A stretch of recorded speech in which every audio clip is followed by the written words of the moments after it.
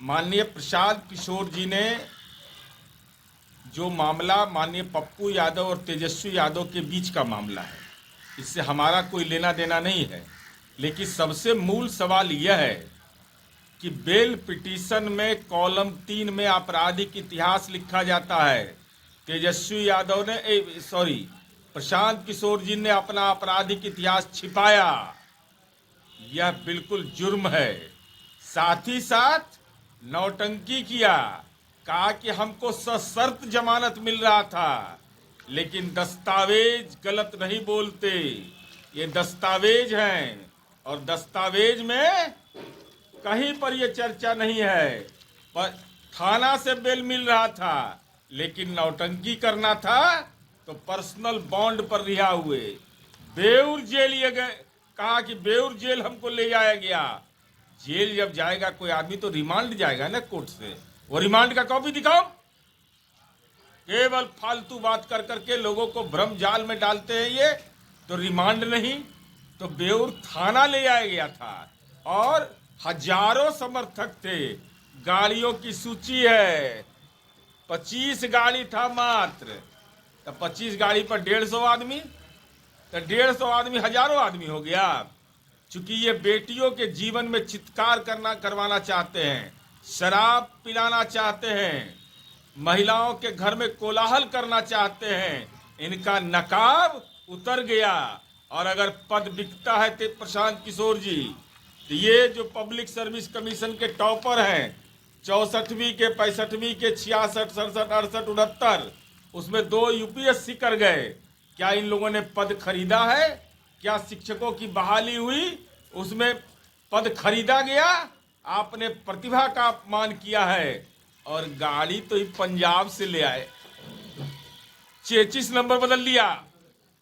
इसका मतलब तो राजनीतिक फ्रॉड भी परेशान हो जाएगा कि जो व्यक्तिगत जीवन में इतना अनर्थ करता हो, जो गाड़ी का 46 नंबर बदलवा देता हो, मोटर व्हीकल एक्ट का अनुपालन नहीं करता हो, उससे राष्ट्रपिता के बताए सिद्धांत का अनुपालन की उम्मीद करना ही बेकार है।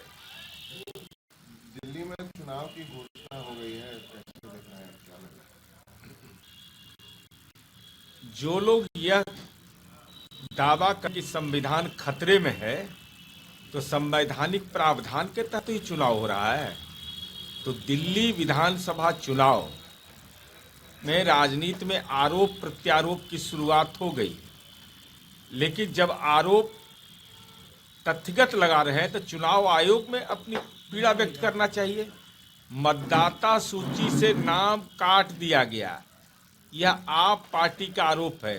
तो जब सूचीकरण हो रहा था उस समय तो समाज को शराब पिला करके राष्ट्र निर्माण कर रहे थे। तो स्वाभाविक है राजनीति में ऐसी दुर्गति आरोप लगाने वाले का होता ही है। मुख्यमंत्री प्रगति यात्रा पर हैं, लेकिन तेजस्वी यादव ने कहा है कि ये दुर्गति यात्रा है। चूंकि जाकी रही भावना जैसी प्रभु मूरत दिन देखी तैसी, तो 2024 के लोकसभा चुनाव में राजनीति की दुर्गति यात्रा हो गई। सदगति भी नहीं मिला, 4 सीट आया, 4 की विशेष जरूरत विशेष जगह पर पड़ती है। तो लोकसभा में 4 सीट, तो विधानसभा में सुपड़ा साफ होना है। और माननीय नीतीश कुमार जी पर टिप्पणी करते हुए कहते हैं कि हमने अपने पिता लालू प्रसाद जी को कह दिया है। तो लालू जी का पार्टी के राष्ट्रीय अध्यक्ष हैं, उनकी भूमिका खत्म, कमतर कर दिया गया, उनको राजनीतिक रूप से नजरबंद कर दिया है लालू जी के परिवार ने। उनके बेटा ने पूरे तौर पर कब्जा कर लिया है। तो स्वाभाविक है जब लालू जी राजनीतिक नजरबंद हैं तो चाचा तो इन और आउट के लिए जाने जाते हैं। इन तो इन हो गया, आउट हो गया।